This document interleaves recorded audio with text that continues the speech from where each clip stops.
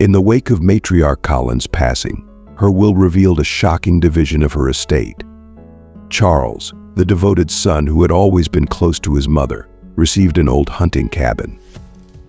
In contrast, Peter, who had distanced himself from family life, was granted a substantial $100,000 in cash. As Peter dismissed the cabin as worthless, Charles felt compelled to uncover its true value. When Charles arrived at the dusty old cabin, he discovered a hidden compartment containing rare watches and precious jewelry, cherished mementos of their mother's life.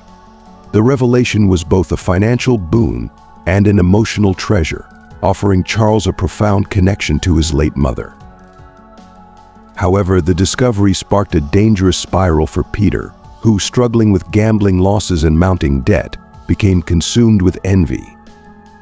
His desperate attempt to claim the hidden riches led to a dramatic confrontation at the cabin, culminating in an accident that left him injured and filled with regret. Despite their strained relationship, Charles chose compassion over conflict, helping Peter out of the predicament.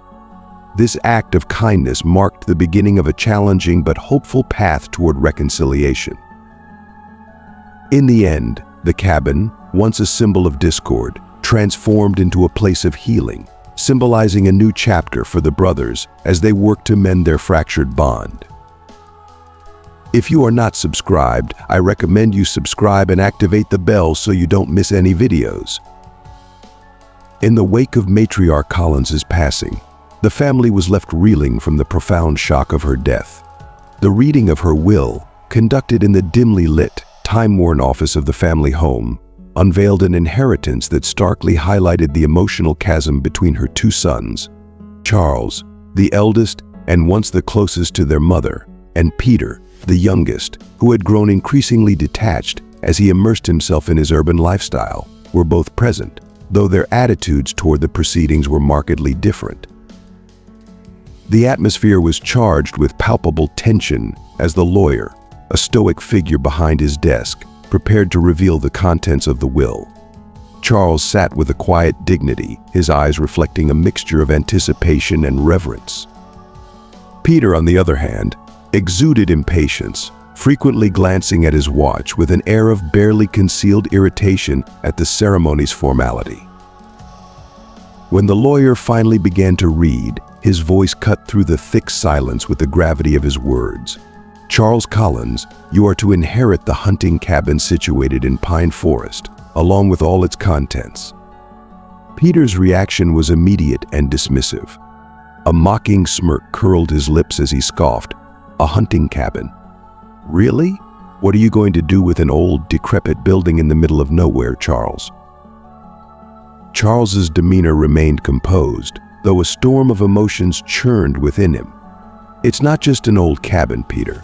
It held great significance for Mom, and I'm determined to uncover its meaning.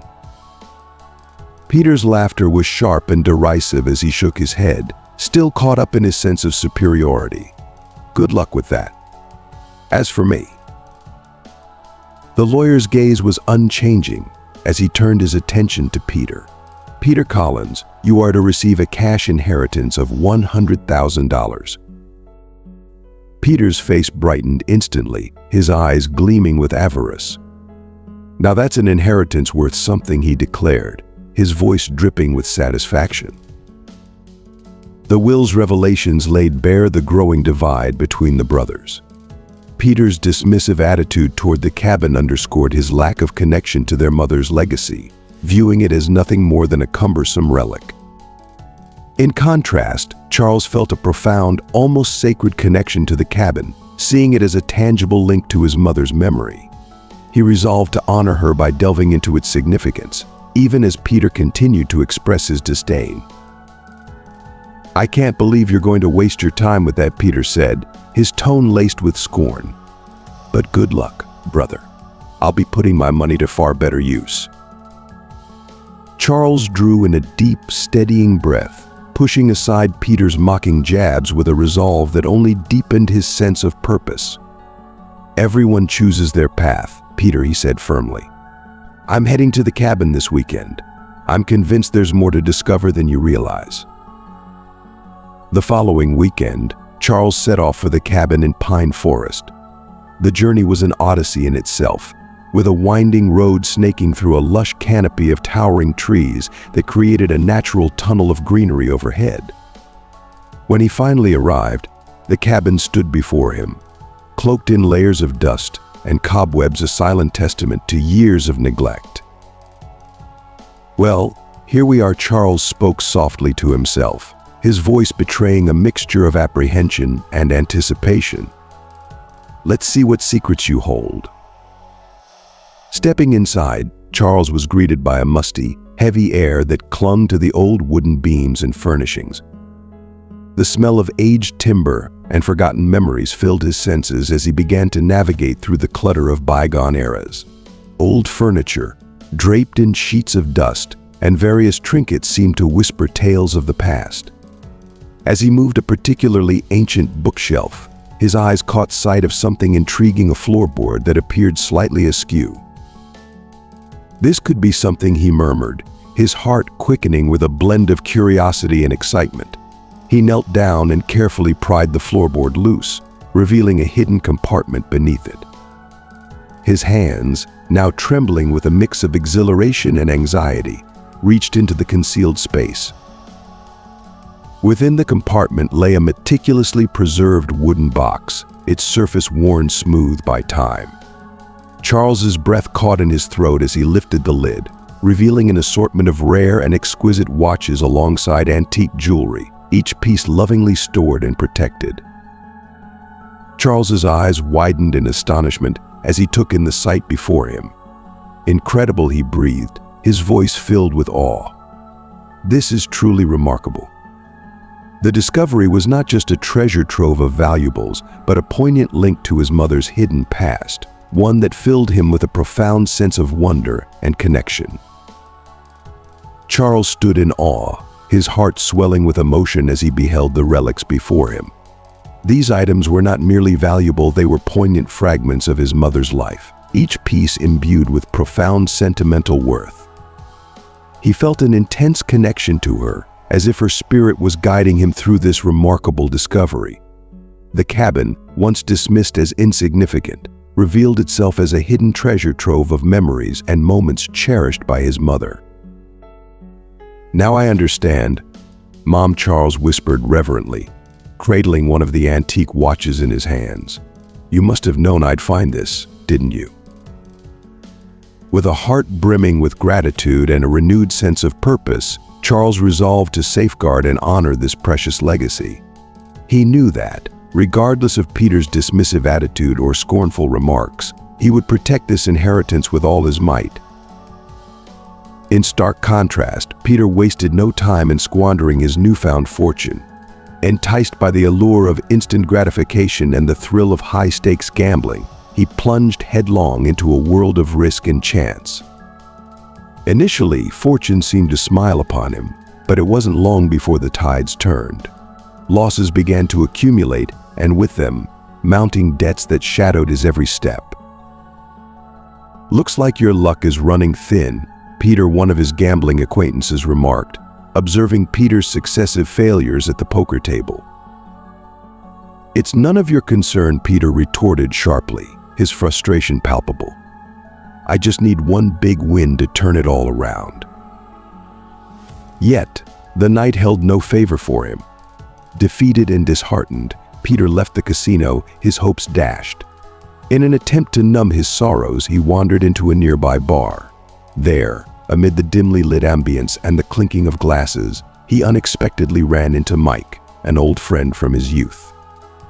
Their encounter, though seemingly coincidental, would soon unravel into a moment of reckoning for Peter. "Peter, it's been ages," Mike exclaimed with a hearty slap on Peter's shoulder. "How have you been holding up?" Peter took the offered drink, his face reflecting a mix of frustration and resignation. "Mike, you wouldn't believe it," he replied wearily. "Things have taken a nosedive. I've lost nearly everything to gambling." Mike raised an eyebrow, curiosity etched across his face. "Really? I thought you came into a decent inheritance recently." Peter let out a deep sigh. I did, but it's mostly gone now.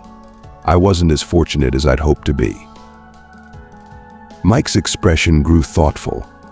I've heard something interesting from around town. Your brother Charles stumbled upon something valuable in your mother's old cabin. Peter's interest was piqued, and he leaned in. What are you talking about? Yeah, Mike continued. It seems he discovered a stash of old watches and jewelry. Word on the street is that it's worth quite a bit. The mention of Charles's find ignited a spark of jealousy and anger within Peter. How could his brother be so lucky?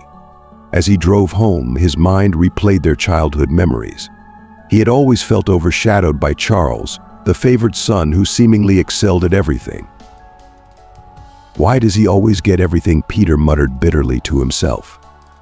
I should have had a share of that. Once home, Peter collapsed onto the couch, staring blankly at the ceiling. Memories of his mother's apparent favoritism toward Charles flooded his mind. Charles had always been the model student, the child who could do no wrong, while Peter's school days were marked by constant trouble and disappointment.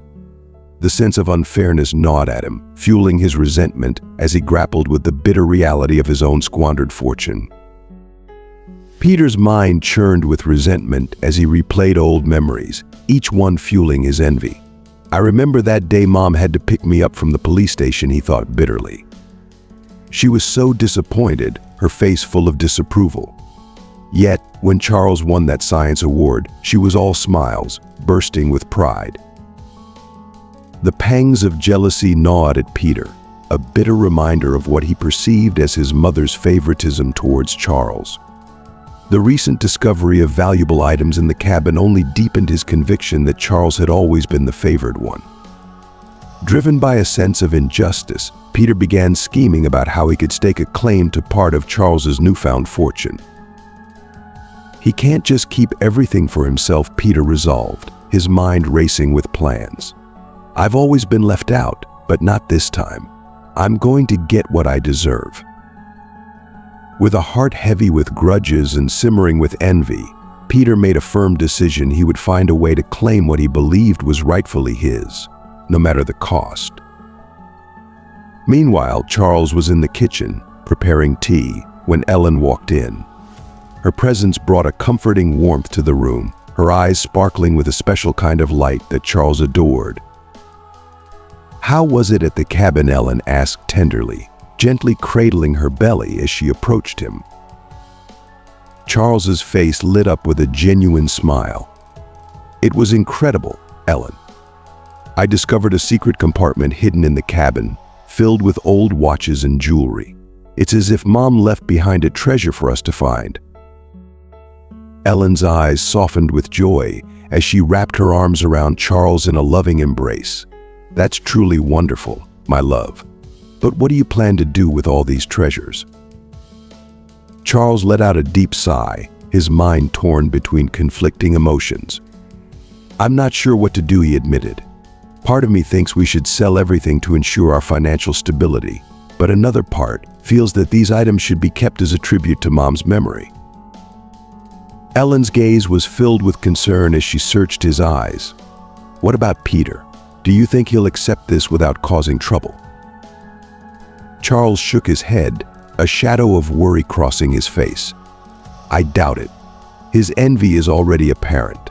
I'm afraid he'll try to stake a claim on some of it. Ellen placed a comforting hand on his arm. Maybe you should consult your dad. He might offer some guidance on handling Peter and safeguarding what rightfully belongs to you. Charles considered her words, nodding in agreement. You're right. I'll visit him tomorrow. We need to address this before it escalates. The following day, Charles made his way to his father's house. They settled in the garden, a tranquil spot where his father enjoyed spending his afternoons, surrounded by blooming flowers and the gentle hum of nature.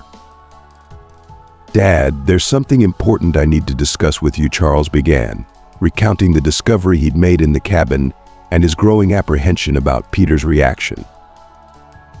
Charles's father listened with careful attention, his face reflecting a mix of concern and understanding. "I'm glad you came to me, son," he said thoughtfully. "Knowing Peter as I do, he won't back down easily. But you're right to protect your mother's legacy.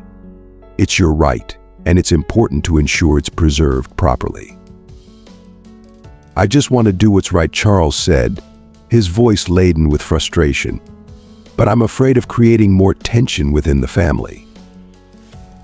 "Doing what's right often involves confronting difficult situations," his father replied with a steady gaze. "But remember, you're not alone in this. Ellen and I are here to back you up, and in the end, honesty and justice will prevail." Charles felt a sense of relief wash over him. With the unwavering support of his family, he felt better equipped to handle whatever challenges lay ahead. Later, Peter arrived unannounced at Charles's house, his agitation evident as he paced restlessly in the front yard. The sight of his tense, irate brother sent a shiver down Charles's spine. "Peter, what are you doing here?" Charles asked, striving to maintain his composure as he opened the door. "We need to talk," Peter snapped, pushing past Charles without waiting for a response.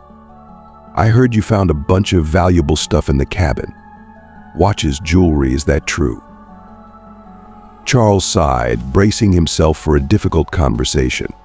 "Yes, I found some items that belong to Mom, but it's not as straightforward as you might think." "Not straightforward?" Peter fumed, stepping closer with an aggressive demeanor. "Of course it's straightforward. I have every right to share that too. I'm your brother, for crying out loud." "You received your share of the inheritance," Peter, Charles said, striving to keep his tone even. "The money Mom left for you is yours. These items, however, are more than just valuable, they carry significant emotional weight." "That's absurd," Peter shot back, his voice dripping with disdain. "You think you can hoard everything just because you believe you deserve more? I'm her son as well." The tension between them mounted, with Peter resorting to every emotional ploy he could muster. "You've always been the favorite, haven't you? Always the one who could do no wrong, while I've been the disappointment. But now, you're not going to get away with taking what rightfully belongs to me." Charles felt the sting of Peter's accusations but remained resolute. The argument spiraled, with Peter's bitterness and sense of injustice pouring out in a torrent of accusations and demands. Charles, though distressed, knew he had to stay firm and address the situation with clarity and fairness. "This isn't about favoritism," Peter, Charles said, his voice trembling with a mix of anger and sadness. "This is about honoring Mom's wishes and respecting her memory." But Peter's envy and bitterness clouded his judgment. He dredged up old grievances, trying to provoke Charles with memories of past perceived slights. "Remember when you won that ridiculous science fair and everyone forgot about my soccer trophy?" Peter's voice was filled with venom. "Well, this time you're not going to come out on top." Charles felt a sharp pang in his chest. He didn't want to engage in this destructive argument, but he couldn't allow Peter to undermine what was so precious to him. "I don't want to fight with you," Peter, Charles said, tears welling in his eyes. "But I'm not going to let you take away the only link I have left to Mom." Peter's face flushed with rage. "We'll see about that," he spat, storming out of the house and slamming the door with a force that echoed through the quiet evening. Charles watched his brother's retreating figure with a profound sense of sorrow. The rift between them was widening, and he knew that the path ahead would be fraught with challenges. Determined to safeguard his mother's legacy, Charles carefully returned the jewelry to its hidden compartment in the old cabin. He resolved to protect this precious memento of his mother's life, no matter what. Meanwhile, Peter was spiraling deeper into desperation. His gambling losses had left him financially shattered, and he now saw the relics as his last chance for redemption. Driven by a consuming obsession, he devised a desperate plan. Under the cover of darkness, he crept through the forest toward the cabin, his flashlight cutting a narrow beam through the thick woods. His breath came in heavy, anxious bursts, and his heart raced with a blend of fear and hope. Inside the cabin, Charles was deeply absorbed in his task, meticulously organizing and cataloging his mother's belongings. The tranquility of the night was abruptly shattered by a creak on the porch. Charles's heart leaped into his throat, his senses on high alert. He stood still, straining to listen, as the ominous sound of the creaking floorboards grew closer. "Who's there?" Charles called out into the darkened cabin, his voice tinged with a mixture of fear and resolve. Silence answered him, a heavy and unsettling quiet. Tentatively, he approached the door, his hand trembling as he reached for the handle. As he slowly opened it, Peter surged forward, forcing his way inside and shoving Charles against the wall with a jarring impact. "Where are they?" Peter demanded, his voice cracking with desperation and fury. His eyes, wild and frantic, darted around the room. "Peter, stop. You're out of your mind," Charles shouted, struggling to break free from the wall. The intensity of Peter's obsession was overwhelming, and Charles could feel the panic rising in his chest. But Peter was consumed by a single-minded frenzy. He tore through the cabin, flinging objects to the floor in a chaotic search for the hidden treasures. "I know they're here somewhere," Peter bellowed, his voice echoing off the wooden walls. The atmosphere was charged with tension as Peter finally discovered the secret compartment. His hands shook uncontrollably as he pried open the wooden box and gazed at the gleaming jewelry and rare watches inside. For a fleeting moment, he felt a surge of triumph, a false sense of victory that was quickly overshadowed by the mounting chaos. Charles, though heartbroken and angry, moved to intervene. He reached out and grabbed Peter's arm, his voice filled with desperation. "You can't do this. This isn't just about you." Peter, driven by his greed and anger, wrenched free from Charles's grasp and shoved him to the ground. "I'm taking what's mine, Charles. You've always had everything handed to you on a silver platter. Now it's my turn." In his frenzied attempt to escape with the box, Peter's reckless movements caused the old, weakened floorboards beneath him to give way. With a sudden, jarring collapse, he fell through the floor into the hidden basement below. The box tumbled from his grasp, landing just out of reach. Charles, despite the turmoil and the anger still coursing through him, scrambled to his feet and rushed to the edge of the hole. His voice cracked with concern and urgency as he called down into the darkness, "Peter. Are you okay? Can you hear me?" The darkness was filled with silence for a moment that felt like an eternity. Charles peered down into the abyss, his heart racing with fear for his brother's safety, despite everything that had happened. Peter's groans of pain echoed through the dim basement as he realized he was trapped. I can't get out. Charles, help me, please." Despite the storm of emotions swirling within him, anger, betrayal, and deep hurt, Charles couldn't ignore his brother's plight. His heart ached as he quickly searched the cabin for something that could help. Finding a sturdy rope, he carefully lowered it down into the dark abyss. "Grab onto this," Peter, Charles called out, his voice steady but laced with concern. Peter's desperate hands reached for the rope, and with Charles's help, he managed to climb back up to safety. When both men were finally out of the basement, Charles's eyes met Peter's with a profound mix of sadness and compassion. "We almost lost everything," Peter, Charles said, his voice heavy with emotion as he caught his breath. "This madness isn't worth it. All this anger and greed, it's tearing us apart." Peter, now sitting on the floor, looked utterly defeated. The weight of his actions crashed down on him, and guilt and shame filled his eyes. "I'm sorry, Charles. I don't know what came over me. I let my envy and desperation control me."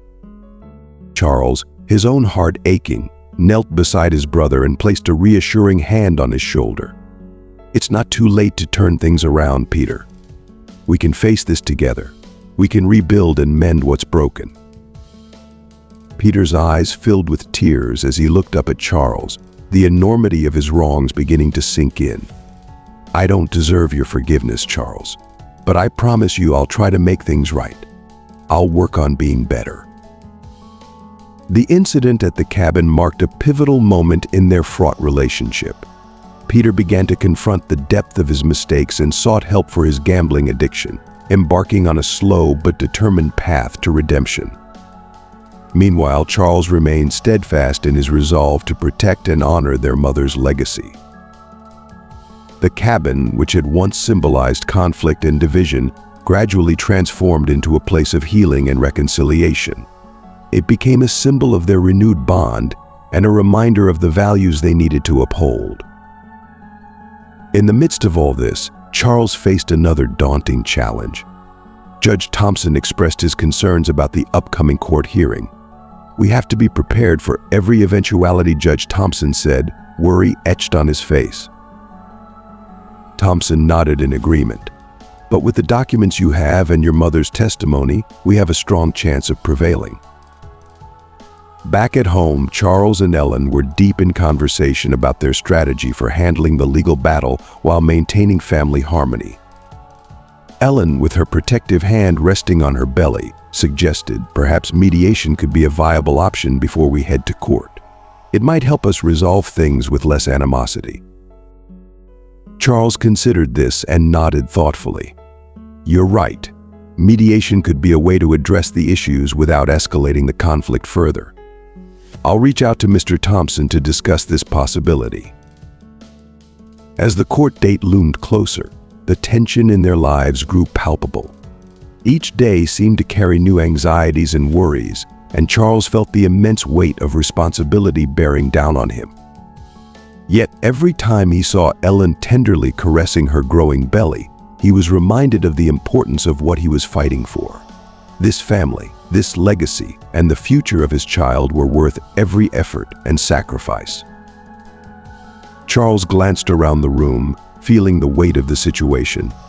The once serene cabin now felt charged with unresolved anger and frustration. He could see the strain on Ellen's face and the deep concern etched into his father's features. Despite the escalating tension, Charles knew he needed to remain composed. "Peter, I understand you're angry and that things haven't gone the way you hoped," Charles began, trying to keep his voice calm and steady. "But this isn't about keeping everything for myself. It's about honoring Mom's memory and ensuring that her wishes are respected." Peter's face twisted with resentment. "You think you can play the hero while I'm left to deal with my mess? That's not fair, Charles." Ellen stepped forward, her voice firm yet gentle. "We want to find a solution that acknowledges everyone's needs. Let's take a step back and discuss what we can do to help everyone move forward." Peter looked around at the concerned faces of his family and friends, his anger slowly shifting to frustration and exhaustion. "I don't know if I can trust any of you, to be fair," he said, his voice cracking. "I've lost everything and now I'm supposed to accept that I'm just supposed to move on." Charles took a deep breath and walked over to Peter, placing a hand on his shoulder. "This isn't about who's right or wrong. It's about finding a way to resolve our issues together. We all want what's best for Mom's legacy and our future." Peter looked down, conflicted. The anger in his eyes started to give way to vulnerability. He realized that while he was fighting for what he thought was rightfully his, he was also pushing away the support he desperately needed. "I don't want to lose everything," Peter said quietly, "but I also don't want to fight with you all the time." Charles nodded, sensing a small breakthrough. "Let's work together to find a middle ground. We can explore options that might help settle things, like selling some items to cover your debts and keeping the rest as a shared family heirloom." Mr. Lawrence, Peter's lawyer, spoke up. "We can draft a fair agreement that considers everyone's needs and interests. A compromise might be the best way to resolve this." Charles's father agreed, adding, "We need to focus on what's important, keeping our family united and honoring your mother's memory." Peter hesitated, then slowly nodded, a mix of resignation and relief on his face. "All right, let's try to work something out. I don't want to keep fighting either." The atmosphere in the cabin began to shift. The heated arguments gave way to calmer discussions as the family started to negotiate terms that could address everyone's concerns. It was a long and emotional process, but with patience and open communication, they began to find common ground. As the meeting came to a close, Charles felt a glimmer of hope. Although the path ahead was still uncertain, the willingness to compromise and work together marked a positive step forward. The cabin, once a symbol of conflict, now held the promise of reconciliation and healing. With the support of Ellen and his father, Charles continued to work on finalizing the agreement. He knew that while the road to resolution was challenging, the effort to maintain family harmony and honor his mother's legacy was worth every step. The room fell silent as Charles spoke, the tension palpable. Relatives and friends exchanged uneasy glances, trying to process the gravity of the situation. Peter's face reddened with anger and embarrassment as Charles continued. "I have evidence showing that Peter has been gambling and mismanaging his finances," Charles said, pulling out some documents. "He's using the situation to cover up his mistakes and to claim what he thinks he deserves." Peter tried to interrupt, but Charles raised a hand to quiet him. "Peter, your financial troubles are serious, but they don't justify taking what's rightfully someone else's. These relics are part of Mom's legacy, and you're trying to exploit that." Peter's frustration boiled over. "So you think you can just dismiss my struggles and paint me as the villain? This isn't fair." One of the family friends, who had been silent until now, spoke up. "Charles has a point.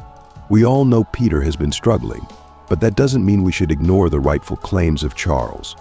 We need to find a way to address both issues without letting emotions cloud our judgment."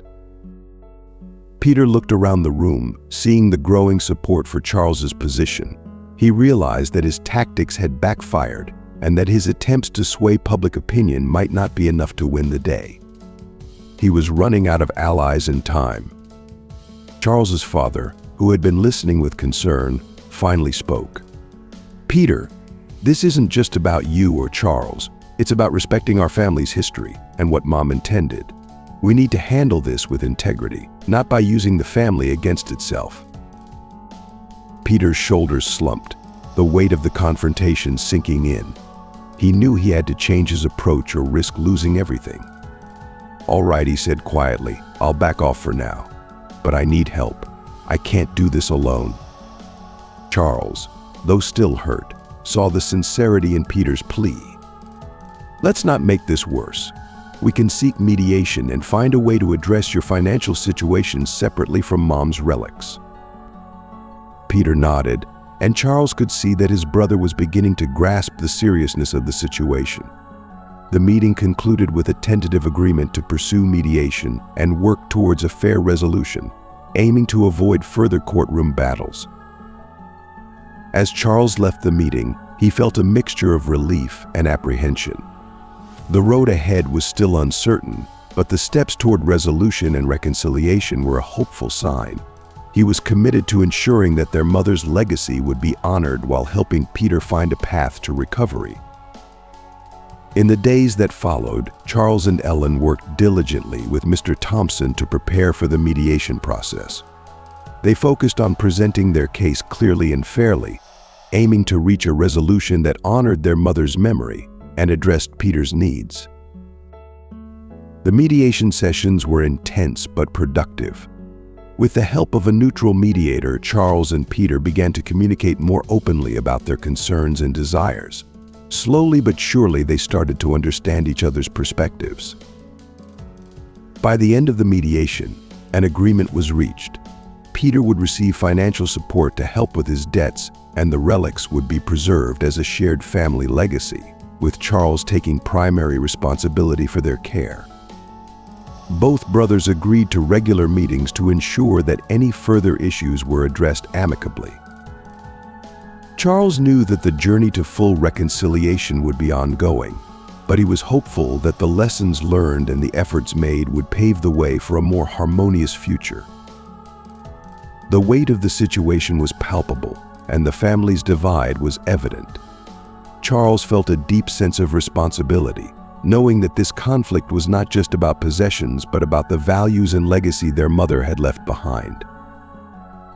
Peter, sitting in a corner of the room, was visibly defeated.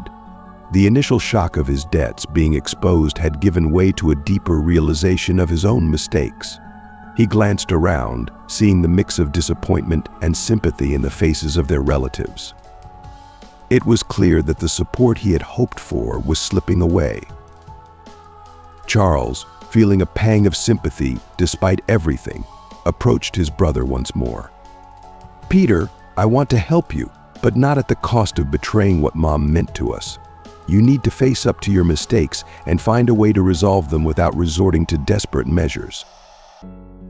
Peter's eyes were filled with tears as he looked at Charles. "I know I've made mistakes, and I'm sorry. I didn't mean for things to get this out of hand. I just felt like I had no other option." The mediator, who had been observing the meeting, stepped in, sensing the need for a more constructive approach. "Perhaps we can use this opportunity to address both the financial issues and the family's concerns in a more structured way. A financial advisor or counselor could assist Peter in managing his debts while we work through the legal aspects of the relics." The suggestion brought a glimmer of hope to the room. Charles nodded thoughtfully. "That sounds like a reasonable approach. If Peter is willing to work on his financial issues with professional help, we can focus on resolving the legal matters concerning Mom's legacy." Peter, still visibly shaken but recognizing the opportunity, agreed. "I'll seek help from my debts and work on turning things around. I don't want to lose my family over this." The decision to seek professional assistance for Peter's financial problems, coupled with the commitment to resolve the legal issues through the court, marked a turning point. The atmosphere in the room began to shift from one of conflict to cautious optimism. Charles's father, who had been a steady presence throughout the ordeal, approached Charles with a weary but hopeful expression. "I'm proud of how you're handling this, Charles. It's not easy, but you're doing the right thing. I just hope that with time, things will heal." Charles nodded, feeling a sense of relief mingled with the uncertainty of the road ahead. "Thank you, Dad. We'll get through this together." The family meeting concluded with a tentative agreement to proceed with the court case, but also to pursue a solution for Peter's financial difficulties. The road to resolution was still fraught with challenges, but there was a renewed sense of purpose and hope among those present. As Charles and Ellen left the meeting, they knew that the journey ahead would be long and arduous. However, they were determined to uphold their mother's legacy and to support Peter in making positive changes in his life. Despite the emotional turmoil and the complex legal battle, they were committed to finding a path forward that honored their family's values and history. The support from the community provided a much-needed boost to Charles and Ellen. It was a testament to the impact of their mother's life and the deep connection she had fostered over the years. Each visit, each kind word, and every offer of help served as a reminder that they were not alone in this struggle. Charles took comfort in the community's solidarity. The outpouring of support not only strengthened his resolve but also reaffirmed the values his mother had instilled in him. As he reviewed documents and prepared for the court case, he felt a renewed sense of purpose. Ellen, too, found solace in the community's support. The comfort and encouragement from friends and neighbors helped ease some of the stress and anxiety she had been feeling. "It's amazing how people can come together during difficult times," she said, reflecting on the solidarity they were experiencing. As the court date approached, the preparation became more intense. Charles worked closely with Mr. Thompson, reviewing every detail to ensure they were fully prepared.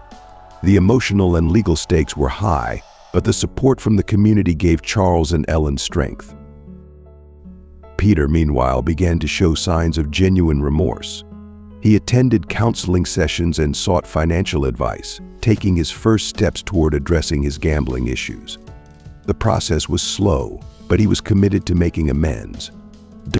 During this period, he also began to reach out to family members he had estranged, trying to rebuild bridges. The court date arrived, and the atmosphere was tense. The courtroom was filled with family members, community supporters, and legal representatives. As Charles and Peter faced each other once more, there was a sense of resolution in the air. The focus was now on finding a fair and just resolution to the conflict. Charles took the stand and presented the evidence with calm determination. His testimony was heartfelt, explaining the sentimental value of the relics and the importance of preserving their mother's legacy. Mr. Thompson argued the case with precision, emphasizing the evidence of Peter's financial troubles and the impact of his actions. Peter, though nervous, spoke honestly about his mistakes and his desire to make things right. The court proceedings were a challenging process, but the truth and sincerity of both brothers became evident. After days of hearings, the court reached a decision. The relics were to be preserved as a part of their mother's estate, with specific arrangements made to address Peter's financial situation.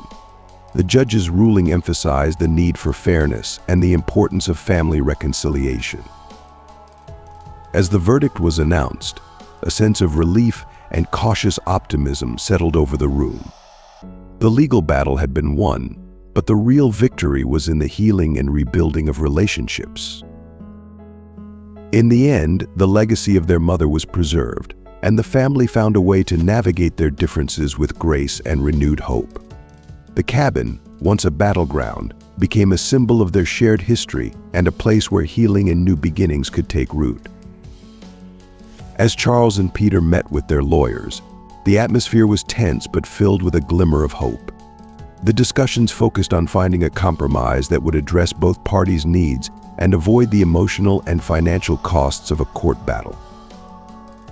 Peter's lawyer, Mr. Lawrence, and Charles's lawyer, Mr. Thompson, worked together to draft a proposal that balanced Peter's financial needs with Charles's desire to preserve their mother's legacy. The agreement proposed a fair division of the relics, with Peter receiving a portion that could help alleviate his financial troubles, while ensuring that the majority of the items with significant sentimental value remained with Charles.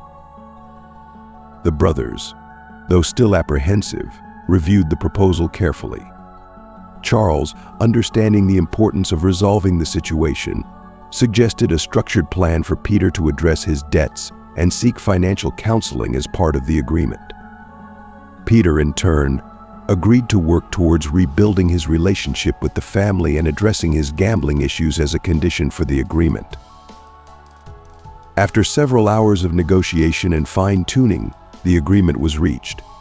The brothers agreed to an equitable distribution of the relics and a structured plan for Peter's financial recovery. Both Charles and Peter signed the documents, signaling the end of the legal battle and the beginning of a new chapter in their relationship. The resolution was met with relief and cautious optimism. The community, which had rallied around Charles and offered support throughout the process, celebrated the peaceful outcome.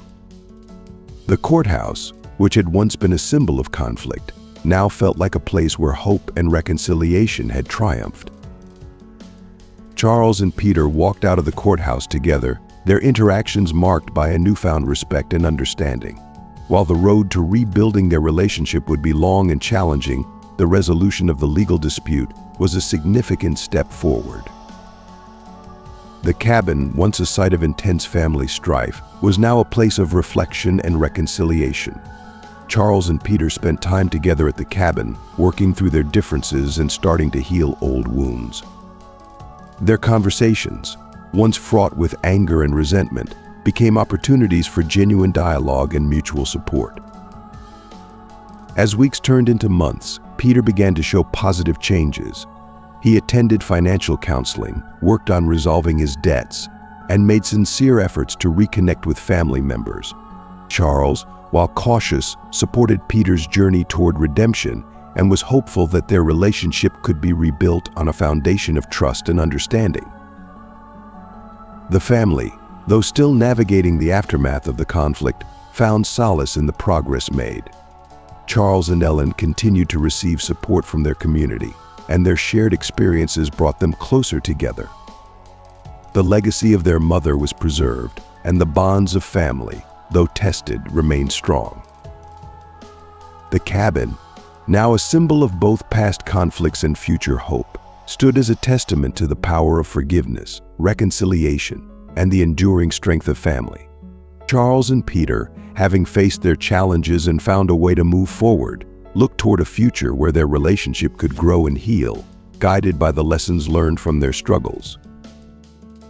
In the conference room, a sense of cautious optimism filled the air as Judge Andrews, Charles, Peter, and their legal teams gathered to finalize their agreement.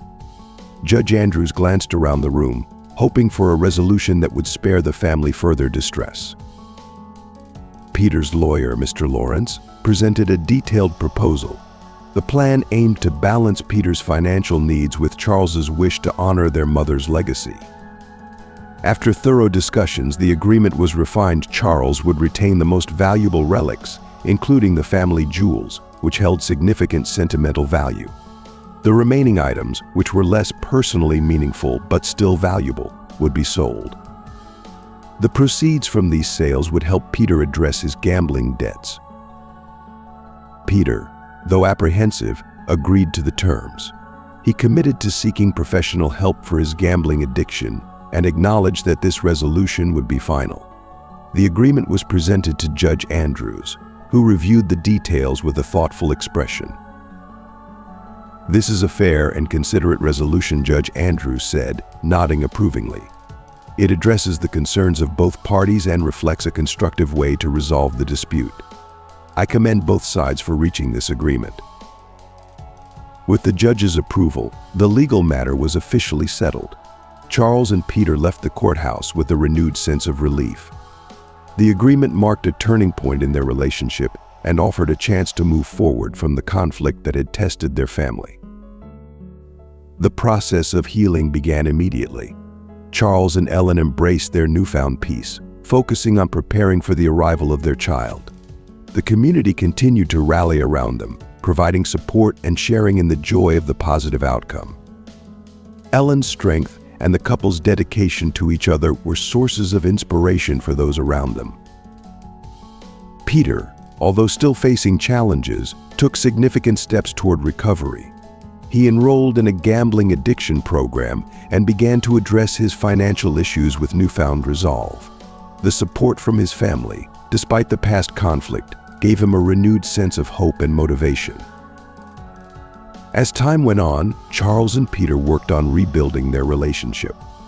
The process was gradual, marked by honest conversations and shared experiences. The cabin, once a site of conflict, became a symbol of reconciliation and a place where the brothers began to reconnect. The Collins family, though scarred by their ordeal, emerged stronger. The lessons learned from their struggles about family loyalty, honesty, and perseverance became central to their lives. The community's support and the family's resilience served as a powerful reminder of the strength that comes from facing challenges together. In the end, the Collins brothers' story was one of redemption and unity. Their journey through conflict and resolution underscored the importance of family bonds and the capacity for change and forgiveness. As they looked to the future, they did so with a sense of renewal and commitment to preserving their mother's legacy, embracing the lessons learned along the way. Thank you for joining us on this journey through the Collins family's story of conflict, resolution, and redemption. We've seen how family bonds can be tested and strengthened, how honesty and perseverance can lead to healing, and how facing challenges together can pave the way for a renewed sense of unity. We'd love to hear from you. What have you learned from this story? How do you think these lessons can be applied in your own life? Share one thing you've learned and how you plan to put it into practice in the comments below. If you enjoyed this video and found it insightful, please leave your comment, and don't forget to like, share, and subscribe to our YouTube channel for more content like this. Your support helps us continue to bring meaningful stories and valuable lessons to our community. Thank you for watching, and we look forward to seeing your thoughts in the comments.